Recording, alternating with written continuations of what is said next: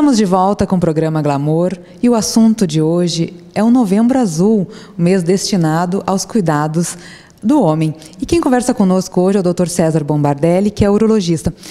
Dr. César, quais são as ações previstas, então, para este mês, o Novembro Azul? Bom, eu gostaria de falar um pouquinho a respeito do Novembro Azul, para esclarecer aos amigos ouvintes do programa, que o Novembro Azul é uma campanha de proporções mundiais. Ele não ocorre só no Brasil, mas ele é celebrado em outros lugares do mundo. Essa campanha já existe há vários anos e ela começou mais ou menos por volta do ano de 2002, 2003, se não estou enganado, na Austrália, na cidade de Adelaide, né? Inclusive, essa campanha se deu de uma forma, ela começou assim de uma forma bastante humorada, bem humorada. Um grupo de homens, né? Enquanto estavam num pub, tomando cerveja ali e tal, eles discutindo sobre a questão do câncer de próstata, falando sobre casos de conhecidos que faleceram de câncer de próstata, e aí surgiu uma ideia de eles fazerem uma brincadeira, né? Convocando os amigos, conhecidos, para fazer o exame, para ir no urologista, né? E a maneira de identificar se o indivíduo foi ou não seria o seguinte: quem se comprometesse a ir no urologista fazer o exame, deveria, naquele momento, deixar o bigode crescer, mas não poderia ser qualquer bigode.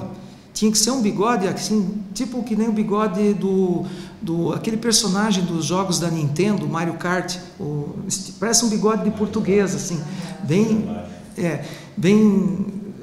bizarro, assim, para justamente dar o sinal de que não, eu fui fazer o exame de próstata. E eles espalharam aquilo pela cidade, né, como uma brincadeira. Então, as pessoas que andavam com aquele bigode, não, opa, aquele ali foi fazer o exame, então, poxa, de repente eu também vou. Então, foi uma forma bem humorada de convocar os homens. Isso porque na Austrália e na Nova Zelândia, até então, as casuísticas de câncer de próstata eram consideradas relativamente altas. E a campanha ela deu tão certo que ela se espalhou não só pela Austrália, Nova Zelândia, mas ela atingiu a Europa, os Estados Unidos e acabou se adotando o bigode como símbolo máximo da campanha. A exemplo de uma rosa que faz menção ao Outubro Rosa, né? O Novembro Azul ele é simbolizado pelo bigode, porque ele é uma ação que visa chamar a atenção dos homens para eles cuidarem da sua saúde. E eu posso dizer para você que essa campanha não visa apenas a prevenção do câncer da próstata, mas ela também está voltada para outros quesitos pertinentes à saúde do homem, como questões na esfera sexual, a questão cardiovascular, a constatação de que muitos homens têm problema de hipertensão arterial, diabetes, muitos homens têm infarto, AVCs, derrame. Então, a ideia era justamente fazer com que os homens tivessem o seu momento para eles procurarem cuidar da sua saúde de uma forma global. Dr. César, o câncer de próstata é o que mais mata atualmente os homens? Olha, as estatísticas mundiais, elas dão conta que o câncer de próstata, hoje, ele ocupa no ranking das outras formas de câncer, né? Ele ocupa o segundo lugar em termos de incidência na população masculina, que ele é o segundo mais frequente. Ele perde apenas para o câncer de pele, a forma não melanoma. Isso porque existem muitos homens que trabalham em campo aberto, homens que estão diretamente expostos à radiação solar, e aí tem aquela questão dos raios ultravioleta, então uma incidência relativamente grande. Os dermatologistas podem falar isso com bastante propriedade.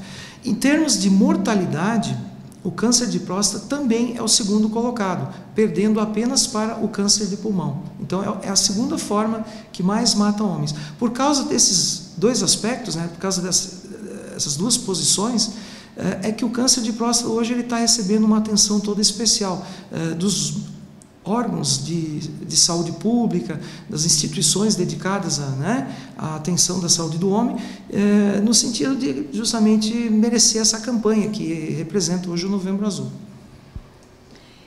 Como são os sintomas do câncer de próstata? Eles são sintomas bem evidentes ou seria considerado uma doença silenciosa? Olha, essa pergunta é bastante pertinente e é importante dizer que naquela fase que o câncer de próstata pode ser tratada, ele é absolutamente assintomático, ele não dá sintoma nenhum, porque a doença ela está localizada à glândula prostática, ela não causa nenhum malefício, ela está lá quietinha, dormente, né? Então nessa fase os homens não sentem nada, e se eles não tiverem a consciência de fazer o exame periódico, né, a gente não consegue detectar a doença. Nessa fase, muitas vezes até o toque da próstata acaba sendo normal, mas o que muitas vezes altera é o exame de sangue, o PSA, que acaba chamando a atenção pelo fato de estar um pouco alterado e sugere a necessidade de outros exames. O câncer de próstata, ele só vai efetivamente dar sintomas no momento em que a doença já tomou conta de toda a próstata e começa a invadir estruturas adjacentes, a bexiga, o reto, ou mesmo emitir o que a gente chama de metástases à distância, que são focos de câncer em órgãos distantes. Então aí o homem começa a ter sintomas, que podem ser sintomas específicos da doença, como por exemplo, dificuldade para urinar, rapidamente progressiva, urina com sangue, dor para urinar, jato fraco, né? E sintomas inespecíficos, que no primeiro momento podem não falar a favor do câncer de próstata. Dores ósseas muito fortes, emagrecimento, fraqueza, anemia, apatia, né? Então, anorexia ou perda de apetite, o paciente fica totalmente indisposto para se alimentar. Então, são sintomas comuns a outras formas de câncer. Só que nessa fase, em termos curativos, muitas vezes não tem o que fazer. Então, é importante que se ressalte que o paciente não deve esperar aparecer os primeiros sintomas para ele procurar o médico e fazer o exame da próstata, porque ele pode estar vindo já um pouco tarde, se ele assim o fizer. Vários cânceres são decorrentes de maus hábitos, né, durante o longo da vida. Como ocorre? Quais seriam as causas, então, do câncer de próstata? Olha, em relação ao câncer de próstata, ainda tem muita coisa que nós não sabemos, que ainda está sendo investigado através de estudos randomizados, estudos de laboratórios, né? Mas algumas coisas já são mais ou menos conhecidas e fortemente evidentes. Sabe-se que um fator que predispõe o indivíduo ao câncer de próstata é o fator idade.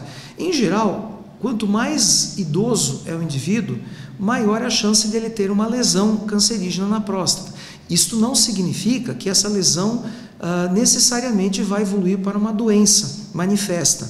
Mas, se tu pegares um paciente com uma idade bastante alta, por exemplo, 80, 90 anos, a probabilidade de ele ter uma lesão cancerígena na próstata é bastante alta, né?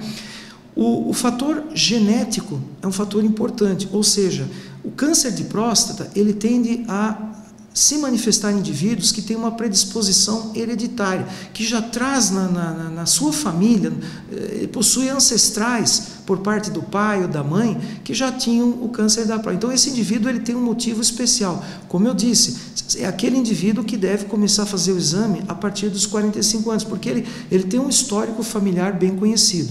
Isso são coisas que nós já sabemos bem. As evidências estão apontando para o fato de que indivíduos que são obesos, o indivíduo quando ele é muito gordo, aquele indivíduo que já começaria a ter indicação para fazer um tratamento de emagrecimento ou uma cirurgia de redução do estômago, né? E se esse indivíduo tiver diabetes associado, então indivíduos com excesso de peso, gordos, obesos e diabéticos, eles têm um risco maior de desenvolver câncer de próstata, e quando aparece o câncer, a doença tende a ser bastante agressiva. O grau do câncer é alto e a doença se manifesta de uma forma agressiva. Então, esses indivíduos têm que ter um certo cuidado, né? E o que está se estudando bastante, ainda não tem assim uma conclusão 100% definitiva, mas eu diria para você que as evidências são muito fortes, é que pessoas homens que durante toda a sua vida tiveram uma alimentação hipergordurosa e rica em gorduras de origem animal, indivíduo que consome carne vermelha, gordura de origem animal, laticínios, né? Esses derivados embutidos, salame, mortadela, linguiça, torresmo, bacon, de uma forma exagerada e ao longo de muitos anos da vida, ele fica mais predisposto a desenvolver não só câncer de próstata, mas outras formas de câncer, como câncer de mama na mulher, né? E câncer no intestino grosso, câncer no colo. Então, se eu tivesse uma recomendação para dar para os amigos ouvintes do programa, eu daria o seguinte: para que eles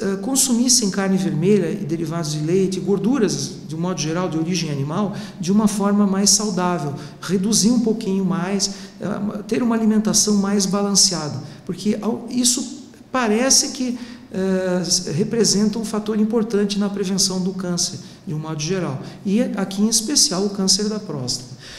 Não existe relação entre câncer de próstata e doenças sexualmente transmissíveis, ou seja, se o indivíduo teve no passado uma doença venérea, por exemplo, isso não quer dizer que ele vai desenvolver câncer, não foi provado. Não existe relação entre câncer de próstata e atividade sexual, não se provou. Se o indivíduo que tem, por exemplo, ao longo de sua vida teve uma atividade sexual regular, frequente, ou se esse indivíduo praticamente não teve, ou teve muito pouca atividade sexual, isso não se sabe dizer se isso vai contribuir com o aparecimento do câncer de próstata. Aparentemente não existe correlação.